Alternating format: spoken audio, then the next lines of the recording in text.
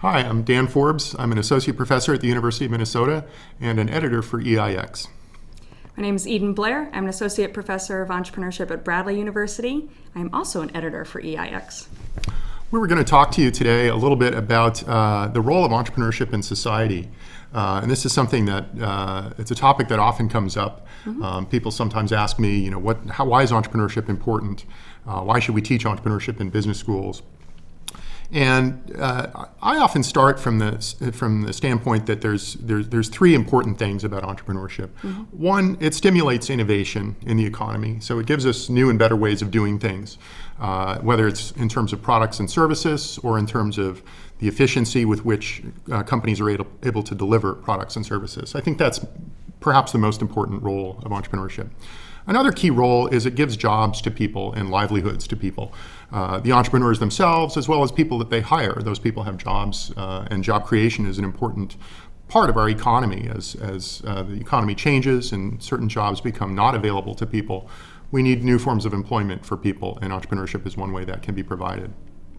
The third thing it does, and I think this is really the most underappreciated part of entrepreneurship, is that it gives people autonomy and it gives people control over their working lives in a way that sometimes other forms of employment do not. Many of us are familiar with people who've worked for large companies and feel boxed in by the bureaucracy or the excess structure that exists in a company. And entrepreneurship really provides a way for people to try defining their own jobs. Obviously, it has to work in terms of entrepreneurship has to fulfill customers' needs, and there has to be a viable business model. You can't just do what you choose. But it does give you an opportunity to try doing things in a different way than a large company would let you. Yeah, I like those. I'd add with the idea of autonomy is the idea that you can follow your passion. Yes. So as an entrepreneur, the ability to see something you love and be able to make a living out of it. And I know people who might create a business that runs 6-7 months out of the year and go snowboarding for the rest of it. That's right. Which you probably can't do if you're going to work for a Fortune 50 company. That's right. But also follow a passion that they see that there's not really a lot of opportunities out there to create things for other people who have that passion, and they can follow it. Right. I think another thing to think about is the idea of entrepreneurs helping with market failures. So things that large companies fail to do that help people. Right. And entrepreneurs might be able to create something that really helps a disadvantaged group in some way. Yes. And so if we look at in terms of entrepreneurs in society, can I create a product that may be affordable for someone with very little income but make a huge social benefit for it? Or I can maybe do something, like use a technology in a new way that helps people like with disabilities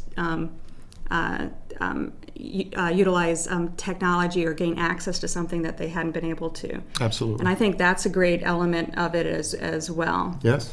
No, I agree. I think there's a lot of stuff that falls through the cracks of our economy.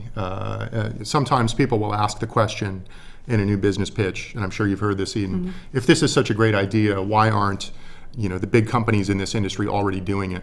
And that's a tough question, and it's an important question that every entrepreneur should consider. But I don't necessarily think that just because that question's been asked that it means that the idea isn't a good idea. There are many reasons big companies don't do things that are really important and valuable. And it could be inertia, it could be myopia. Maybe they just don't have the insights that the entrepreneur on the ground has. It could be that they're too busy. Maybe their resources are too preoccupied focusing on existing needs, existing markets. And it sometimes takes an entrepreneur to notice those things, particularly for people who are less advantaged in society and who aren't as easy to notice if you're sitting in a big company. Yeah, you think of the examples of people who worked for a big company with a great idea and the big company didn't do it, so they went off and started something to the embarrassment usually of the company for missing that opportunity. That's exactly right. And we know that there's data to that effect. People have done studies to find that, oftentimes where entrepreneurs come from is they're spilling out of large companies in particular industries. But as you say, those people's ideas are not always being picked up by their employers. And so that creates an opportunity for them to go and do it. Yeah. And so I think entrepreneurship is one of the few things that all politicians generally agree is a good thing for society. I agree. It's nice to have a few of those things at a time when we don't have a lot of common ground. That's absolutely right.